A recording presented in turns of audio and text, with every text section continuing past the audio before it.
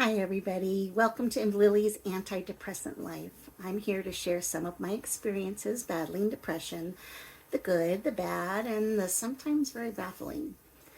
My goal is for this to be a safe place to discuss the hard stuff, because only people who have experienced depression understand depression, and as a unique community we need to embrace and lift each other up.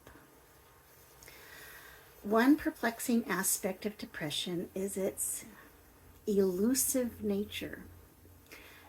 It's challenging to recognize and confront something when you're actually unaware of its very existence. So today I'm going to talk about how depression has subtly and not so subtly come knocking on my door through the years. As a preschool teacher, my students always loved the song Going on a Bear Hunt. You might have heard it. Going on a bear hunt, going on a bear hunt, gonna catch a big one, gonna catch a big one. And we especially liked one version by Dr. Jean. If you've never heard it, you've got to go check it out. We'd all love singing together the silly call and response chant about looking for bears to catch with crazy situations like going through a peanut butter river or a jello swamp. And in the end, we'd find a bear in a cave, get scared, run back through all the swamps and rivers until we were safe at home, and then we'd say, we went on a bear hunt, and we weren't scared. But I think we were. Sometimes that is what it is like when confronting depression. We boastfully declare our intentions and claim we aren't scared, but when we come face to face with the bear, we run away. My earliest memory of true depression dates back to when I was first pregnant. I was incredibly excited, but chose to keep the news under wraps for the initial 3 months. Only a handful of family members knew. Then in my 12th week, I joyfully shared my news with everyone. I think the strangers out on the street probably even knew. But tragically, just a week later, I had a miscarriage. I remember sitting in my backyard in this white plastic lawn chair, staring at this huge old tree that was just smack dab in the middle of the yard and just sobbing.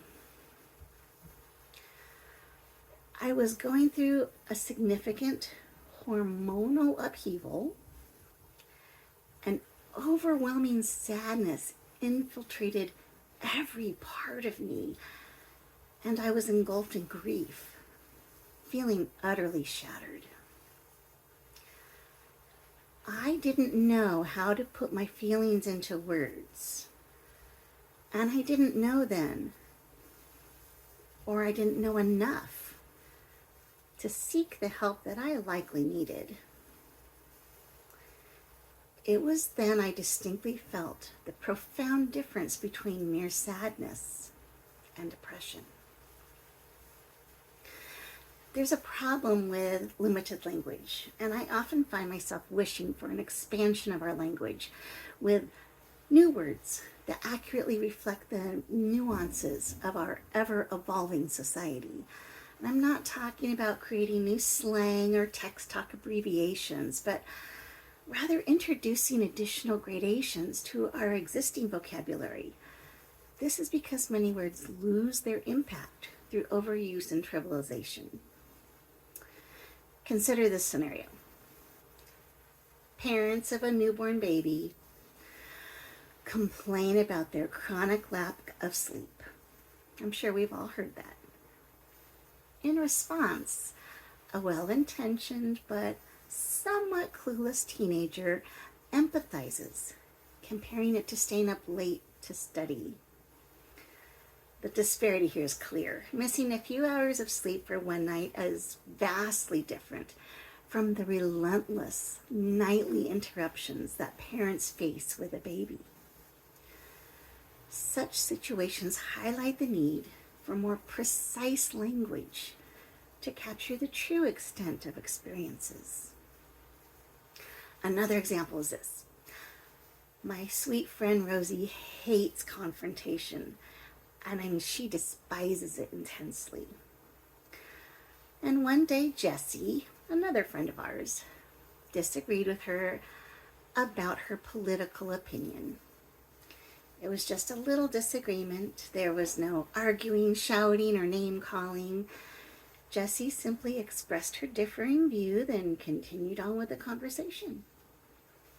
Rosie, however, she later claimed that she had been verbally assaulted. And it made me wonder, when did simple disagreement become synonymous with verbal assault? Does Rosie now assume she has felt the real sting of verbal abuse? And how would an abused person react to hearing such a statement? Would they feel understood or trivialized? Another comparison. My former husband broke his leg not too long ago, and he informed me that it's the most excruciating pain a person can endure, claiming it gave him insight into what I experienced during childbirth with our 3 children. I pointed out, sure, except you had morphine, highlighting that our experiences were, in fact, quite different. Our language is not vast enough to adequately describe the feelings and emotions felt in different situations, but I for sure know that depression does not mean the same thing as sadness. But they are often confused. I want to talk about just a few of the distinct ways they are different, though. First, emotion versus medical condition. Sadness is a very normal human emotion that everyone experiences at some point in time. It's usually triggered by a specific event or situation, such as a loss or disappointment. Depression is a medical condition, specifically a mood disorder. It affects a person's feelings, thoughts, and behaviors, and can lead to a variety of emotional and physical problems. Is it easy to see the difference? Is it easy to know when one might be sadness and one might be depression? No. Somebody can lose a beloved family member and be very, very sad and get over it. Another person might experience a very similar loss and go into a full-blown depression. There's no way to predict. Another difference is duration and intensity. Sadness is typically short-term and directly related to what's happening in your life. Depression is more persistent. It lasts for weeks, months, or even longer. Its symptoms are more intense and include feelings of sadness that just don't go away. There is an impact on daily life. Sadness doesn't usually interfere with your ability to function. Once the event or situation passes, the sadness usually diminishes over time. Depression, on the other hand, significantly impairs your ability to function in daily life. It can affect work, relationships, and routine tasks. There are associated symptoms. Sadness doesn't typically come with significant physical or behavioral behavioral symptoms, where depression often includes physical symptoms such as changes in sleep, appetite, energy level, concentration, daily behavior, self-esteem. There's a lot. Treatment. Sadness often doesn't require professional intervention and can be helped through support from friends and family or through coping strategies. Depression can often require treatment. Please note that I just used the word require when talking about treatment for depression. This is not something that can be wished away with a hot yoga session or a tub of Baskin-Robbins ice cream. Depression can often require treatment, such as therapy, medication, or, like in my case, a combination of both. The main takeaway is this: depression may require treatment, and there is treatment available to help depression. So we need to be mindful of not diminishing the impact of words through excessive use. Overusing words to the point where they lose their significance can be both reductive and dismissive, especially to those who are genuinely suffering. Take depression, for example. It's important not to trivialize someone's feelings and experiences simply because they're different from your own. Without having lived their life, you can't fully understand their situation. Consider the often heard statement, if that happened to me, I would have ... Such assumptions are baseless. You can't truly predict how you'll respond in a situation until you're in the middle of it. For instance, being close with your spouse doesn't automatically mean you'll instinctively know that they're unfaithful.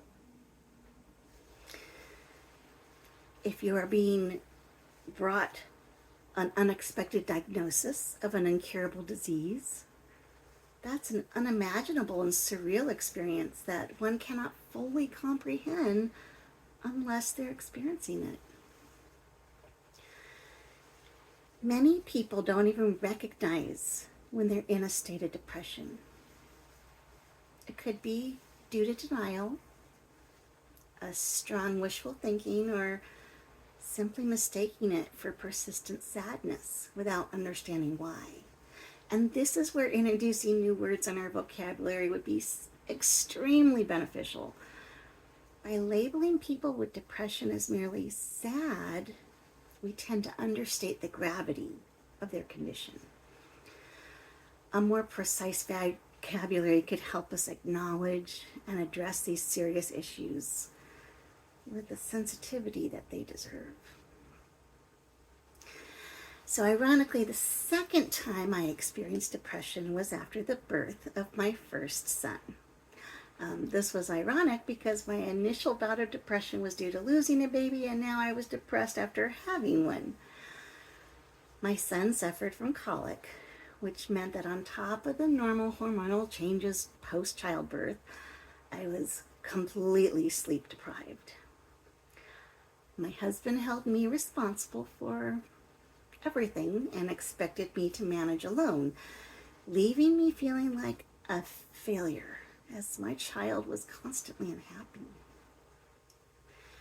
During a postpartum checkup, my doctor casually conversed with me before directly asking if I thought I might be experiencing postpartum depression. I broke down in tears and yelled, "No!" But the truth was, I was indeed suffering from postpartum depression. My misunderstanding of what depression really meant prevented me from recognizing it. At that time, there were certain celebrities in the news claiming that postpartum depression wasn't real, and some people, often men, would dismissively label women as hormonal or crazy. Faced with these misconceptions, I just didn't see depression for what it is. Instead, it became a shadow in my house, darkening my threshold for a time until I was finally able to sweep it out. So let's talk about some of the general symptoms of depression. A person experiencing depression may feel some of these, but not necessarily all of them. Or they might not feel them out this way at all. Let me explain. This is kind of, I know, confusing. I have an autistic son who is just an amazing kid. But I've learned over the years that the saying is completely true that states, if you've met one person with autism, then you've met one person with autism. They say that because every autistic individual displays neurodivergence very differently. Some rock side to side, others do not. Some aren't able to communicate at all. Some never stop talking. Autism presents itself differently. And guess what? The same can be said about people experiencing depression. Symptoms vary greatly from person to person. But here are a few of the common things that can be felt. A persistent sadness or low mood. This is often the most recognizable symptom. A person might feel down, sad, empty, or hopeless most of the day, nearly every day. There might be a loss of interest or pleasure. That would be a noticeable loss of interest in all or almost all activities most of the day. This might include hobbies or activities that you used to enjoy. There might be significant weight changes. You can lose weight without dieting, or you can gain weight. There could be decreases and increases in appetite, and you'll notice this happening nearly every day. Sleep disturbances. This includes trouble sleeping, insomnia, or even sleeping too much. There might be fatigue or a loss of energy nearly every day. There can be feelings of worthlessness or excessive guilt. These feelings can be out of proportion to the actual situation and might include extreme guilt or self-blame. There can be difficulty in thinking, concentrating, or making decisions. There can be physical agitation. There can be recurrent thoughts of death or suicide. These can range from a fear of dying to actual suicidal ideation. It's important to note that experiencing some of these symptoms does not necessarily mean that a person is suffering from depression, and a depressed person may show different signs than those listed above. It's just a list of some of the generally common symptoms. It's also critical to understand that depression is a complex condition with various causes, and it can affect anyone, regardless of age, gender, or background. Don't try to diagnose yourself or anybody else. Leave the clinical depression diagnoses to a medical professional. A therapist, a psychiatrist, or even a primary care physician has the training to get the help needed. Okay, the most recent time I faced depression, I found myself with no option but to confront it. Unlike previous occasions where it seemed to knock gently on my door, this time it felt as if it had arrived forcefully, like a battering ram, breaking through my defenses. Within 1 year's time, I lost my brother to COVID-19. I experienced a horrendous betrayal that shattered my marriage. I had to leave a job that I absolutely loved. My autistic son and I moved to a different state. And I lost my mom to the cruel disorder of grief-induced dementia. This was not sadness. I wasn't feeling blue. This was a season of Job that stopped me in my tracks and stole my breath away. This time my depression looked very different. I had the lowest low mood. I felt sad all the time. Even when I smiled at my son, even when I heard something funny that would make me chuckle, I was weighed down with this heavy blanket of sadness that was as thick as New England fog. Going back to the bear hunt song, there is one verse that my students particularly always loved. And it said, "Look over there, look over there. It's a peanut butter river, it's a peanut butter river. Can't go over it, can't go under it, can't go around it. I guess we'll go through it." The lowest of low moods of depression feels like slogging through a peanut butter river. It's hard to move and stretch out limbs through the ooey gooey mess. Even the littlest of movements takes tremendous efforts. I lost interest in things I once enjoyed. And this one surprised me because it changed so much of me.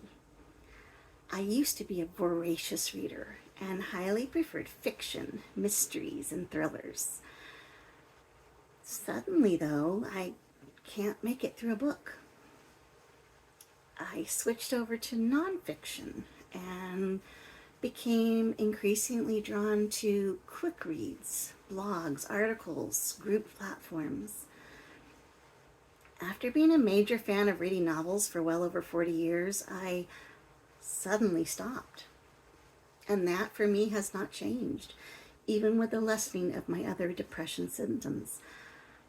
I may not ever be the avid reader I once was. Changes in sleep patterns. Basically, I stopped sleeping. And the times I was able to fall asleep, my rest would be broken by nightmares. Exhaustion was my constant companion, which feeds into fatigue. Yes, I was fatigued, but could it be due to lack of sleep? Sure. But I was tired all the time, tired and miserable. As fatigued as I was, it's surprising that I was simultaneously in constant motion. I began fidgeting obsessively. In particular, I began rubbing my thumbs over each other. I didn't realize when I'd be doing it, but it comes into play when I'm very agitated. My cousin once watched me have a difficult meeting with my ex-husband, and she later commented that she was worried I wouldn't have any skin left on my thumbs by the time I was done, because I just was rubbing.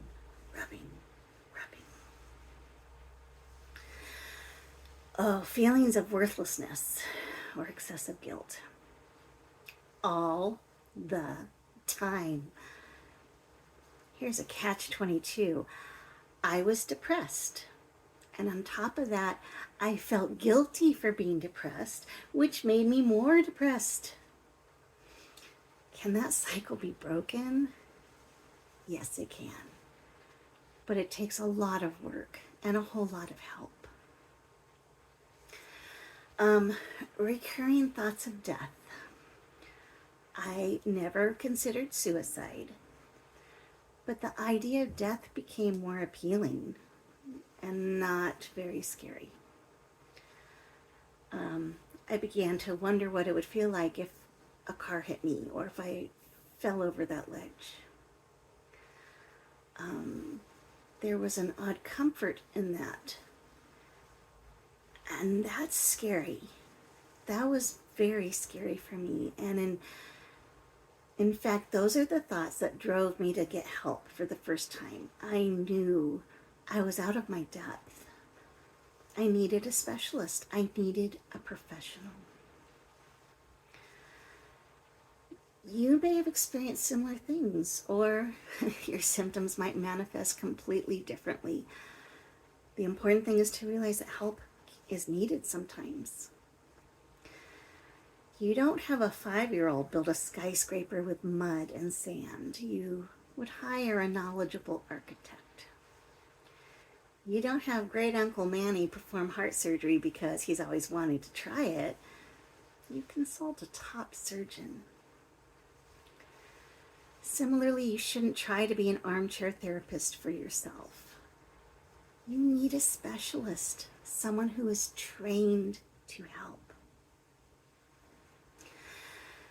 Going on a bear hunt is sung by call and response. The teacher says one sentence and the children repeat it.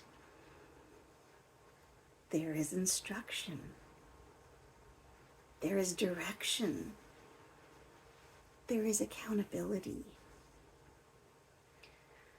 When encountering depression, don't try to face it alone. Get your people, enlist some help. You need some direction and accountability. You need some hand-holding. And at the very end, you will have someone with you to say, we face the bear together and we aren't scared. Because being together can make the very biggest difference. If you know someone who's fighting depression, this is definitely not the time to tell them that you have depression worse than they do, or give them some advice based on what your hairdresser's dog groomer told her about treating depression. It's important to recognize that depression is a serious and common condition that can happen to anyone and be treated effectively. If someone is experiencing symptoms of depression, it's important to seek professional help as soon as possible. If you or somebody you know are in a suicidal crisis or emotional distress, there are options available to help you cope. You can dial 988 from anywhere in the U.S. It's just 3 numbers, 988. SAMHSA, the SAMHSA, is a website that can help you get started on your journey to wellness. You can find that at www.samhsa.gov.